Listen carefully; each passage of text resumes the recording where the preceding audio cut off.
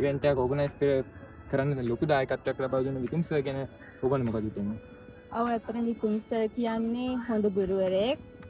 දක්ෂ කියන්නේ එයාගේ වයස ගත්තොත් එයා පොඩි කාලෙකින් ලොකු ගේමක් දහපු හොඳ ගුරුවරයෙක්. එයා අපිට ගොඩක් අගයන්න පුළුවන්. අපේ ජීවිතවලට ගොඩක් ආදර්ශයක් විතුම් සර්. ඇත්තටම පෞද්ගලිකව මම ගොඩක්ම විතුම් සර් ආදර්ශ කරන් තියෙනවා. ඒ වගේම අපිට හොඳට උගන්වනවා සහ එයා ගොඩක් ඒකට ගොඩක් ශබ්දයිනේ. ඉතින් එයා කියන වචන මාර සද්දයි. ඉතින් ඒවා වලින් අපිට ගොඩක් හිතන වදිනවා සහ ඒවා හොඳට මතකේ රැඳිලා තියෙන සද්දෙන් කියන හින්දා. ඉතින් ඇත්තටම කියන්න වචන නැහැ. ගොඩක් හොඳ ගුරුවරයෙක් සහ මම වත්තල ශික්ෂා ආයතනයේ දැක්ක වෙනස්ම චරිතයක්.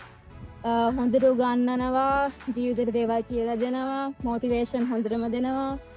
ඉතින් ඇත්තටම කියන්න වචන නැහැ එයා ගැන.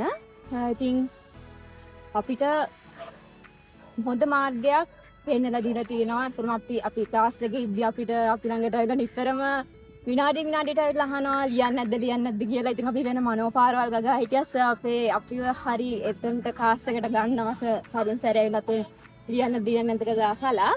ඉතින් ඇත්තටම මම පෞද්ගලිකව ආයිමත් කියනවා මම පෞද්ගලිකව විතුම් සර්ව ආදර්ශයට ගත්ත කෙනෙක්. මමත් කෙනෙක් විතුම් සර් වගේ පොඩි කාලේ ඉතින් මෙච්චරලපු ගේම් එකක් ගහන්න.